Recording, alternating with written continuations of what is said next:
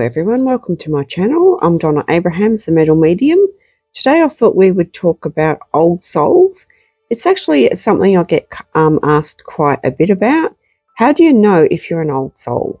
What are the symptoms, the traits, that type of thing?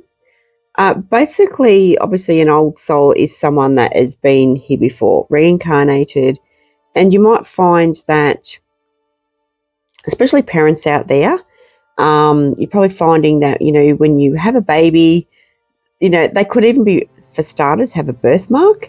And you're probably noticing, that even from a very early age, they're just different, if you know what I mean.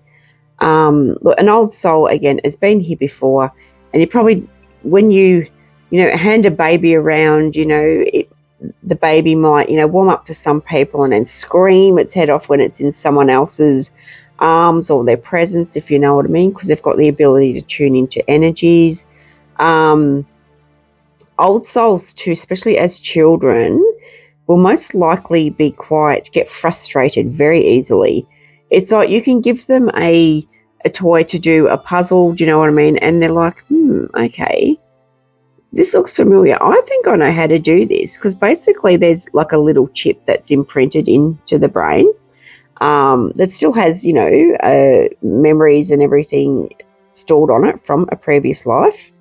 And the child might get shitty with it and throw it to the other side of the room, and then it'll always go back and pick it up, if that makes sense. It's like the curiosity will get the better of them and like, yep, no, I can do this.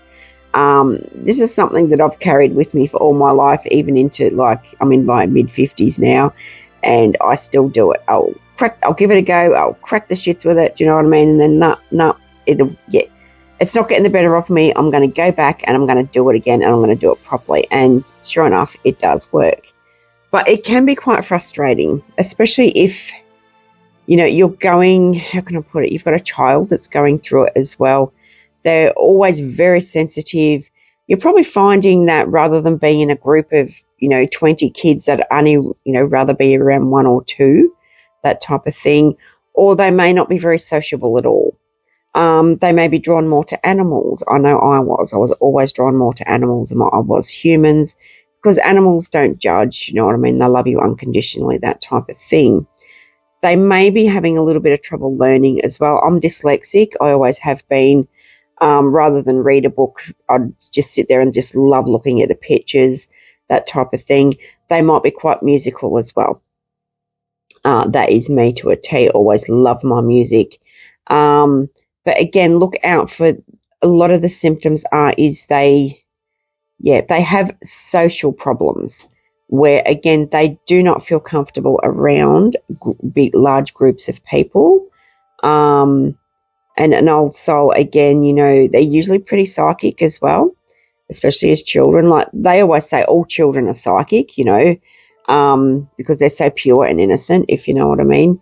But you might be finding that, you've got a child that's, come on, we're running late for school. That particular day, they might be fluffing around and you're like, come on, put your shoes on, all that. And they're like, no, I'll do it when I'm ready, type thing. And then you might be finding that, you finally get in the car, you're running 10 minutes late and you're all shitty and everything. And then bang, you get around the corner and there's been an accident. It's like, oh crap. If he had to put his shoes on in time, do you know what I mean? Maybe that could have been us, type thing. So, yeah.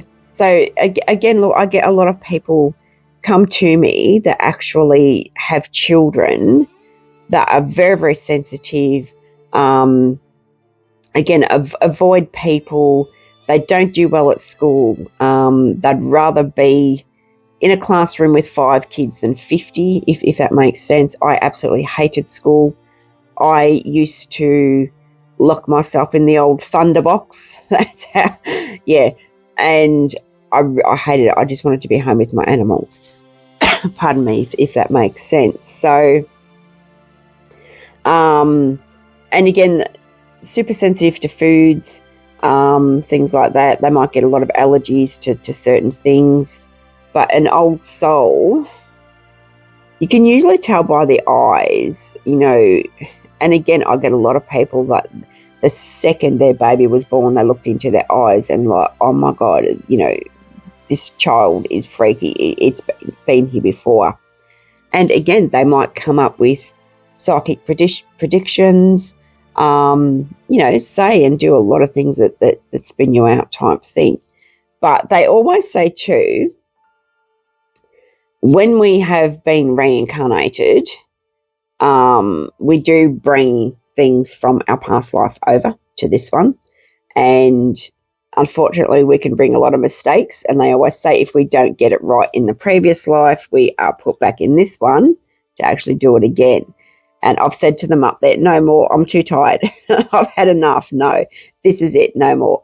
So again, you might be finding that you keep repeating patterns and habits and things like that. And the reason we keep repeating them is because we didn't learn from a previous life, if that makes sense. You also might be finding as well that you've got certain likes for certain cultures. Like me, I love anything Celtic or medieval, even the clothes, the velvets, the corsets, everything like that, which is telling me that, obviously I have had a life in that. Is it Renaissance? Is that the right word? Yeah. And again, you might be finding the same thing. You've got an obsession with Egypt or China, or do you know what I mean? Native Americans. I love Native Americans. Absolutely love. And we can be here many times before.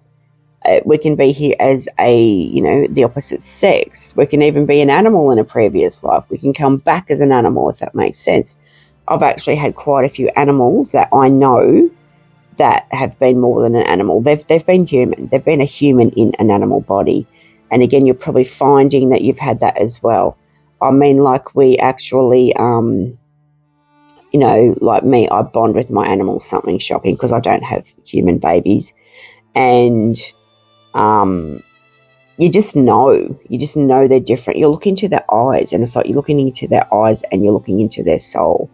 So, yeah, animals can definitely be old souls and be reincarnated. And again, you might be finding that, and this actually gets into deja vu as well.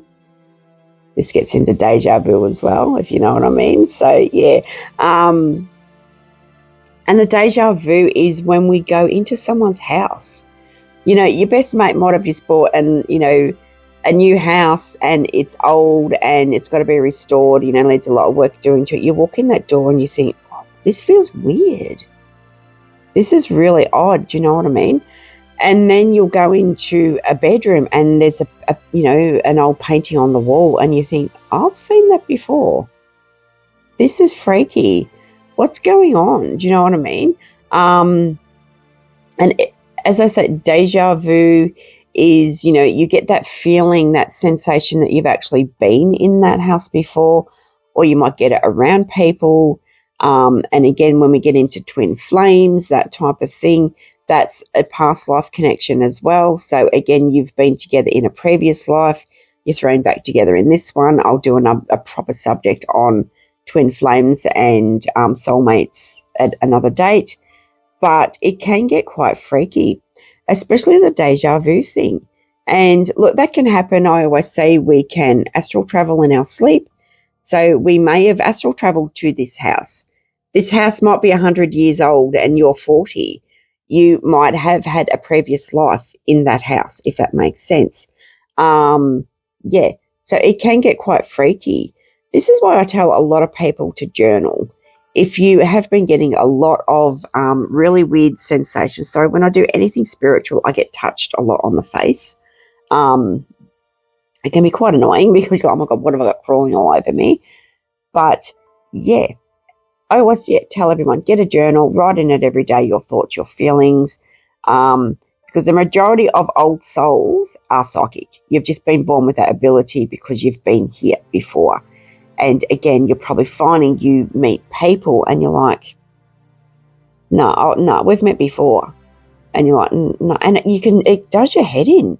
She's like, oh my God, are they my butcher, my mechanic, my hairdresser? And you just know that it's not so much a physical sighting, that you recognize it's a feeling, it's a soul feeling as well.